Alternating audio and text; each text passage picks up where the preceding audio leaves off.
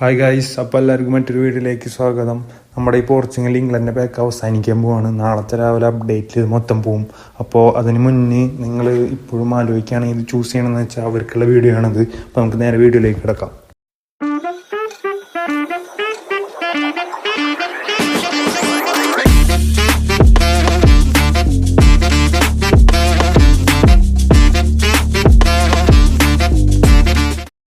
രണ്ടായിരത്തി ഏത് കാർഡാണ് നല്ലോണം മികച്ച് നിൽക്കുന്നത്, ഏത് കാർഡിൻ്റെ പാക്കിനാണ് കൂടുതൽ യൂസ്ഫുൾ ആവണം, ഇതാണ് നമ്മൾ ഇന്നത്തെ ഇതിൽ നോക്കാൻ പോകുന്നത്. അപ്പോൾ നമുക്ക് ഹെഡ് ടു ഹെഡാണ് കമ്പാരിസൺ വരണത്. അപ്പോൾ ആദ്യത്തെ റൊണാൾഡോയും ഹാരി കെയ്നും രണ്ടും പ്രീമിയം കാർഡാണ് വരണത്. ഇതുവരെ കൊടുത്തിട്ടുള്ള കാർഡുകൾ മാറിയല്ല, ഇതാദ്യമായിട്ടാണ് പ്രീമിയം കാർഡ് രണ്ട് കാർഡുകളിലും കൊടുക്കണേ.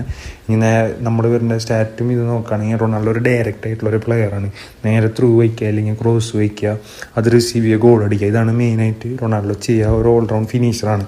ഒരു ആസെപ്റ്റിലും ആൾക്ക് ഒരു വീക്ക്നെസ് ഇല്ല. ആൾക്ക് 2 ഫുട്ട് കൊണ്ട് ഫിനിഷ് ചെയ്യാം, ഹെഡ് ചെയ്യാം, അത്യാവശ്യം നല്ലോണം ഡ്രിബിൾ ചെയ്യാം. ഒരു 85 ഡ്രിബിളിങ് ആൾക്ക് വരണേ. അപ്പോൾ സ്മൂത്ത് അല്ല, അത്യാവശ്യം നല്ല റിസൾട്ടിൽ ആൾക്ക് 1-2 പേരെ വേണമെങ്കിൽ ഡ്രിബിൾ ചെയ്ത് കയറാം. അല്ലാണ്ട് 3-4 പേരെ വരയ്ക്കാനൊന്നും പറ്റില്ല. പിന്നെ ആക്സലേഷൻ 90-അടുത്ത് വരുന്നുണ്ട്. അപ്പോൾ അത്യാവശ്യം ആക്സലേറ്റ് ചെയ്യാനും പറ്റും. ഏജ് ഓവറായിട്ടുള്ളൊരു കാർഡല്ല, അത്യാവശ്യം നല്ലൊരു പ്രൈമിലുള്ള അത്യാവശ്യം നല്ലൊരു കാർഡ് തന്നെയാണ്. ഇനി ഡീപ്പ് പ്ലേയിങ് ഫോർവേഡാണ് കെയിൻ വരണത്. കെയിൻ്റെ കേസ് പറയുകയാണെങ്കിൽ ആൾ ഡയറക്റ്റ് ആയിട്ടുള്ളൊരു പോച്ചറോ അങ്ങനത്തെ പ്ലേയിങ് സ്റ്റൈലല്ല. നിങ്ങൾ ബെർബറ്റോ നെയ്മറോ മുന്നത്തെ കാർഡിൽ ഉപയോഗിച്ച് നിങ്ങൾക്ക് അറിയാം. ഇവർ നൈസ് ഡീപ്പായിട്ട് ഇറങ്ങി ഒന്ന് കയറി വരുന്ന ഒരു പ്ലെയറാണ്. മിക്കത് ട്രിഗർ ആക്കാൻ പാസ് ആൻഡ് മൂവ് അങ്ങനത്തെ വല്ല സ്കില്ല് ഉപയോഗിക്കുമ്പോഴാണ് ഇത്രയും കൂടിയും നല്ല രീതിക്ക് വർക്കാവുക. ഹാരിക്കെയിൻ്റെ കേസ് പറയുകയാണെങ്കിൽ നിങ്ങളൊരു ഫോൾസ് ഉണ്ടായണോ, ഇല്ലെങ്കിൽ നിങ്ങൾക്കൊരു ഗോൾ പോയിച്ചർ ഓൾറെഡി മേലെ ഉണ്ട്, പക്ഷേ ബാക്കിലൊരു ഡമ്മി മാതിരി വെക്കാനാണെങ്കിൽ ഹാരിക്കെയിൻ ബെസ്റ്റാണ്. നിങ്ങൾക്ക് അടിപൊളിയായിട്ട് ഉപയോഗിക്കാം. പിന്നെ ബോക്സിന് പുറത്തുനിന്ന് വൈലറ്റ് അടിക്കാൻ നിങ്ങൾക്ക് നല്ലോണം പറ്റണ ഒരാളാണെങ്കിൽ ബെസ്റ്റ് കാർഡ് ആൾ സിമ്പിളായിട്ട് വൈലറ്റ് അടിച്ച് കയറ്റും.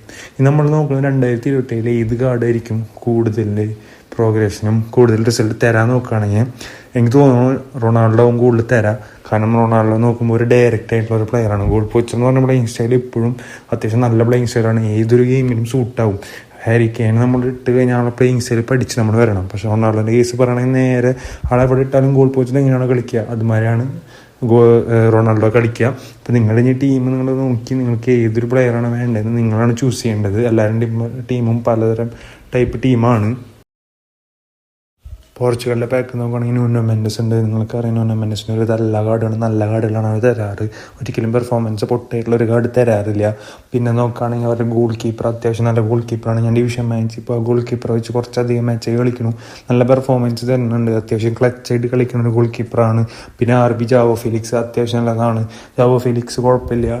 പിന്നെ നോക്കാനാണെങ്കിൽ ഡിസപ്പോയിൻമെൻ്റ് ആയിട്ട് എനിക്ക് തോന്നിയത് പേഴ്സണലി ബ്രൂണോ ഫെർണാണ്ടസും വിറ്റീനിയാണ്. ഈ 2 കാർഡ് അത്യാവശ്യം പെർഫോമൻസ് തരുന്നുണ്ട്. പക്ഷേ നമ്മൾ ബാക്കിയുള്ള പെൻഡിൽ POTV ബ്രൂണോ ഫെർണാണ്ടസിൻ്റെ വേറൊരു കാർഡുണ്ട്, അതുമാതിരി വിറ്റീനിയുടെ ഷോർട്ട് ടൈം ഒരു കാർഡുണ്ട്. ഇപ്പോൾ ഷോർട്ട് ടൈം ഉദ്ദേശിക്കുന്നത് മറ്റേ ബൂസ്റ്ററുള്ള ഷോർട്ട് ടൈം അല്ല, നമുക്ക് ഈ ഫുട്ബോൾ പോയിന്റ്സ് വെച്ച് മേടിക്കാൻ പറ്റിയൊരു കാർഡ് ഉണ്ടായിരുന്നു. അപ്പോൾ അതൊക്കെ വെച്ച് നോക്കുമ്പോൾ ഈ വിറ്റീനിയ അത്ര നല്ല പെർഫോമൻസ് തരുന്നില്ല. ഞാൻ വെച്ചാൽ വിറ്റീനിയ ആയിരിക്കും ഇതിൽ ഇത്തിരി നല്ല കാർഡെന്ന് വിചാരിച്ചത്, പക്ഷേ രണ്ടും അത്ര നല്ല പെർഫോമൻസ് ഇല്ല.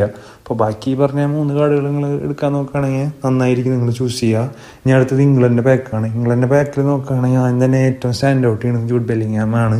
ജൂഡ് ബെല്ലിംഗ്ഹാമിനൊക്കെ പറയാൻ കാരണം ജൂഡ് ബെല്ലിംഗ്ഹാമിൻ്റെ എല്ലാ കാർഡുകളും ഇറക്കിയിട്ടുള്ള നിങ്ങൾ എല്ലാ കാർഡും നോക്കിക്കോ, അത്യാവശ്യം നല്ല കളികളായിരിക്കും. എങ്ങനെ പോയില്ല അത്യാവശ്യം നല്ല പെർഫോമൻസ് തരും. അത് ഡിഫൻസ് ആയാലും ഫോർവേഡ് ആയാലും.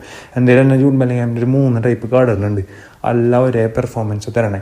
പിന്നെ ഇത് ബോക്സ് ടു ബോക്സ് ആണ് വരണേ. നിങ്ങൾ ലോങ് ബോൾ കൗണ്ടർ കളിക്കുന്ന ആൾക്കാരാണെങ്കിൽ എന്തായാലും യൂസ് ആവുന്ന ഒരു കാർഡാണ്. പിന്നെ പറയുകയാണെങ്കിൽ ആന്റണി ഗോർഡൻ ഉണ്ട്, റാഷ്ഫോർഡ് ഉണ്ട്, മാർക്ക് ഗേഹി ഉണ്ട്. ഈ 3 കാർഡും അത്യാവശ്യം നല്ല പെർഫോമൻസ് തരണതാണ്. പിന്നെ ഡിസപ്പോയിൻമെൻറ്റ് എന്ന് പറയാനാണെങ്കിൽ ഇംഗ്ലണ്ടിൻ്റെ ബാക്കിൽ ഞാൻ അങ്ങനെ റേറ്റ് ചെയ്യുന്ന കാർഡുകളില്ല, അല്ല അത്യാവശ്യം നല്ല പെർഫോം ചെയ്യുന്ന കാർഡുകളാണ്.